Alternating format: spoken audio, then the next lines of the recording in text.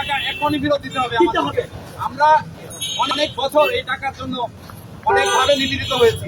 Destiny এই রুহুল আমিন কখনো আমাদেরকে খোঁজ দেয়নি এবং সে নিজে দুর্নীতি মামলায় জেল কারাগারে আত্মগোপনে ছিল বলা যায় বিগত সরকারের আমলে। 5ই আগস্টের পরে সে তার মামলাগুলো থেকে অব্যাহতি নিয়ে এখন নতুন করে সে রাজনৈতিক দলের এজেন্ডা নিয়ে সে নিজেকে বাঁচানোর জন্য আজকে নতুন রাজনৈতিক দলের আত্মপ্রকাশ ঘটিয়েছে।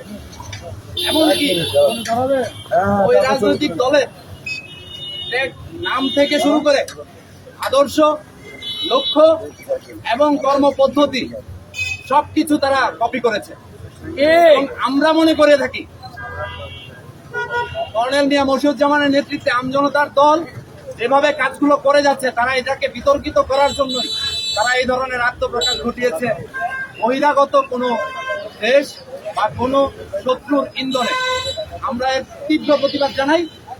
সেই সাথে ডেস্টিনির রফিকুল আমিন গ্রাহকের টাকা ফেরত না দিয়ে এই স্বাধীন ভূখণ্ডে এই ফ্যাসিবাদ বিতাড়িত হওয়ার পরে এই অবাধ উর্বর ভূমিতে আমরা রাজনীতি করার সুযোগ তাকে দিব না।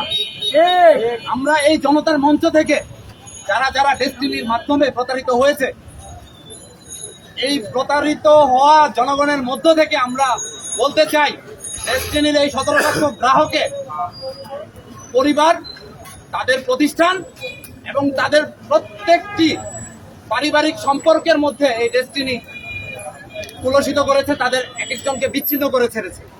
তাদের আপনারা জেনে থাকবেন 2012 সালে তাদের ট্রি প্ল্যান্টের নামে তারা 12,000 কোটি টাকা, 2200 কোটি টাকা, দুঃখিত 2200 কোটি টাকা তারা লোপাট করেছে। এই ধরনের কোন লোপাটকারীকে বাংলাদেশের জনতা আর রাজনৈতিক ময়দানে দেখতে চায় না। কেননা এই দুর্নীতিগ্রস্ত রাজনীতিবিদ এবং কর্পোরেট ব্যবসায়ীরা যদি বাংলাদেশের রাজনীতিকে কুক্ষিগত করে, তাহলে এটা স্পষ্ট আগামী অল্প দিনের মধ্যে আবার এই বাংলাদেশের ফ্যাসিস্ট মাথা চাড়া দেবে। ছাত্র জনতাকে আবার মাঠে নামতে হবে। আমরা কি বারবার রক্ত দিয়ে এই দেশকে স্বাধীন করার কোন ওসিয়ত নিয়েছি? আমরা ছাত্র জনতা স্পষ্ট করে বলতে চাই, এই দেশে কেবলমাত্র সুস্থ সৎ ইমেজের রাজনীতিবিদরাই রাজনীতি করতে পারে।